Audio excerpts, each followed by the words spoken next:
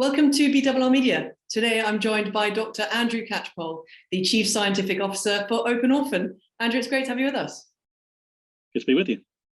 Now, Andrew, tell us firstly, what are the key findings of the study you've recently announced? This study has been a really interesting study and has some great insights into the SARS-CoV-2 infection. SARS-CoV-2, of course, is the virus responsible for COVID-19 disease.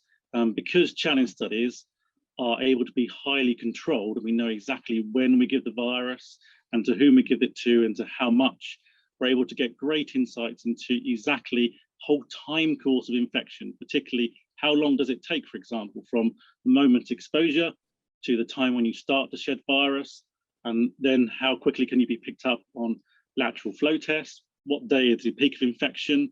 All of these really useful insights have been determined from this study, which are really quite impossible to do in field trials.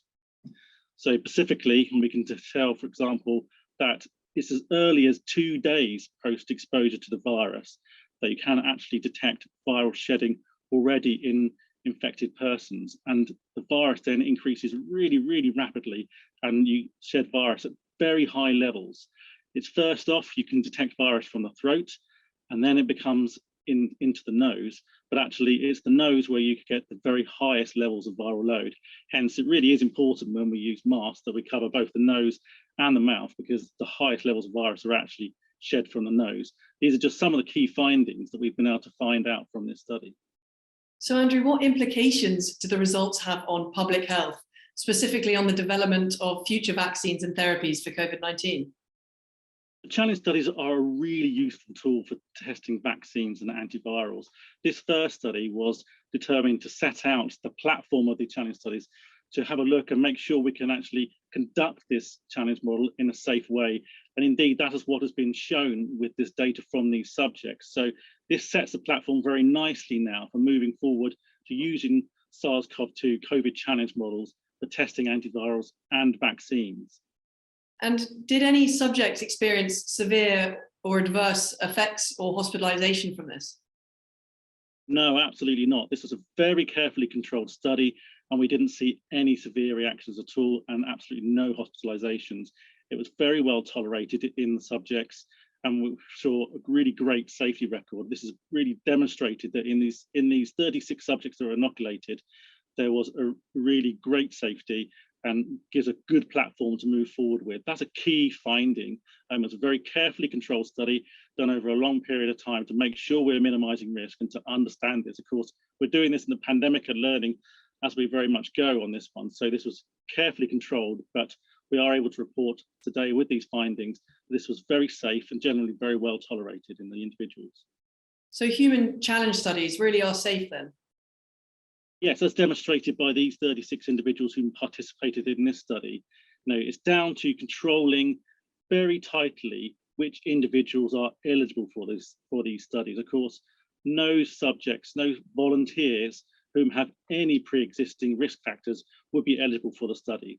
So by controlling those risk factors, we're able to control the safety of these inoculations, and demonstrated here, when you control those risk factors and only enroll people into the study whom have no risk factors, so you can then have a safe and reliable infection. So what were some of the main symptoms actually experienced by study subjects during the infection period? Yeah, that's an excellent question, because I think we're often led by earlier media about expecting to have, for example, high fever and a hacking cough, but actually what we saw in this challenge study wasn't quite that, and actually more reflects what we're now starting to see in the community. And that is the majority of these symptoms we saw were typical upper respiratory tract symptoms that you may expect with any common cold, for example, a stuffy nose or a runny nose, and then also some tiredness and some headaches and general muscle aches. We did see fever, but only in a relatively small proportion of the infected subjects, actually. So what do you think these results mean for future human challenge studies in COVID-19? These results are very important. They set the platform and demonstrate exactly what symptoms you can expect, what levels of infection, and this enables us then to plan the future studies. For example, how many people will be needed to include in a vaccine study? How will we go about testing and incorporating volunteers to test treatments. So using this data, we're then able to design those next phases of studies, and there's great interest to do those next phases of studies. It also tells us how long we should be following up these volunteers for. So we know with the upper respiratory tract symptoms, that's a very acute disease, and we would expect them to have completely resolved that within 2 weeks. But we're also seeing on this study that one of the symptoms which does or can prolong a little bit further is the impact on some individuals on their taste and their sense of smell. So we know that we need to follow those individuals up for a little bit longer to make sure that they're getting all the help they need to clear that and make sure this infection is cleared properly, which indeed it is, and reflects very well these type of individuals as if they would be in the community. This data is very comparable to community data in that respect. Well, Andrew, really interesting to hear about the study. Thank you very much for the update today. Thank you very much.